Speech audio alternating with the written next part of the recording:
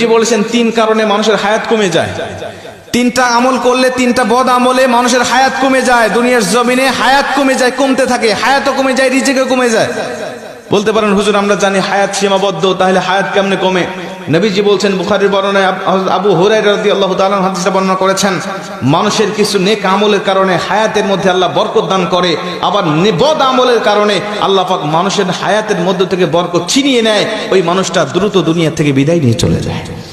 হায়াত নির্ধারিত, রিজিকও নির্ধারিত, কিন্তু আল্লাহ পাক এর মধ্যে বরকত রেখে দেয়। একটা উদাহরণ দিয়ে ভালো বুঝবেন। হালাল পথে কেউ ইনকাম করে মাসে 10,000 টাকা, হারাম পথে কেউ ইনকাম করে মাসে 50,000 টাকা। এই হালাল পথের ইনকাম করা ব্যক্তি দেখবেন মাস শেষে খেয়ে দিয়ে আরো 2,000 টাকা ইনকাম করে সেখান থেকে সঞ্চয় করতে পারে। 50,000 টাকা যিনি হারাম পথে ইনকাম করে, মাস শেষে তাকে আরো 10,000 টাকা ঋণ করতে হয়। কথা কোন ঠিক কি না? তার মানে হালালের মধ্যে আল্লাহ বরকত রেখে দিয়েছেন, হারামের মধ্যে কোনো বরকত নেই। নবীজি বলছেন হাদিসের মধ্যে, যদি ওই ব্যক্তি আল্লাহ পাকের নাশুকরি করে, আল্লাহ পাকের শুকরিয়া আদায় থেকে মুখ ফিরিয়ে নেয়, তখন আল্লাহ পাক তার হায়াতটাকে সংকীর্ণ করে দেয়, হায়াতের মধ্যে থেকে বরকত আল্লাহ পাক ছিনিয়ে নেয়। এজন্য সব সময় আমরা হায়াতের আল্লাহ পাকের শুকরিয়া আদায় করতে থাকবো ইনশাআল্লাহ। যে পজিশনে রেখেছি আমরা ওই পজিশন থেকে শুকরিয়া করব। 2 নম্বরে নবীজি বলছেন, ওই ব্যক্তির হায়াতটাকে আল্লাহ পাক সংকীর্ণ করে দেয় যেই ব্যক্তি দুনিয়ার জমিনে প্রয়োজনের থেকে অতিরিক্ত খাবার খায়। মানুষের রিজিক কিন্তু নির্ধারিত, আমরা জানি। রিজিক শেষ হয়ে যাবে, আপনার হায়াত ফুরিয়ে যাবে, আপনি দুনিয়া থেকে বিদায় নিয়ে চলে যাবেন। একটা দানা যখন আপনার জন্য আর পৃথিবীর এই প্রান্ত থেকে ও প্রান্ত ফেরেশতারা খুঁজে পাবেন না, আপনার রিজিকের ব্যবস্থা হবে না, সেদিন মালাকুল মউত আপনার কাছে উপস্থিত হয়ে যাবে।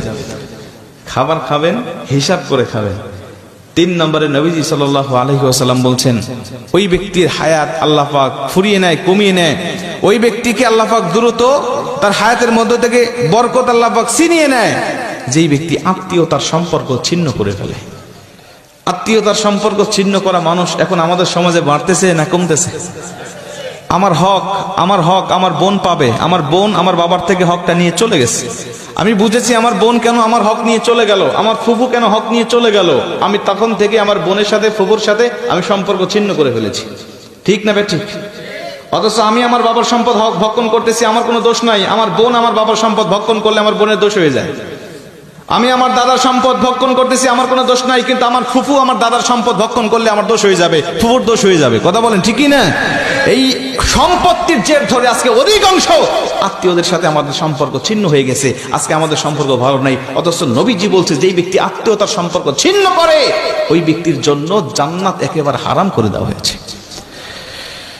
আজকে দেখেন, আপনার আত্মীয়র মধ্যে কার সাথে সম্পর্ক আপনার ঠিক নাই, মাহফিল থেকে গিয়ে আপনি তার সাথে সম্পর্ক জোড়া লাগানোর চেষ্টা করবেন। বোনের সাথে কথা বলেন না, বোনের সাথে কথা বলেন। ফুফুর সাথে কথা নাই, ফুফুর সাথে কথা বলেন। চাচা ভাতিজার সাথে সম্পর্ক নাই, চাচা ভাতিজার সাথে সম্পর্ক জোড়া লাগিয়ে ফেলেন।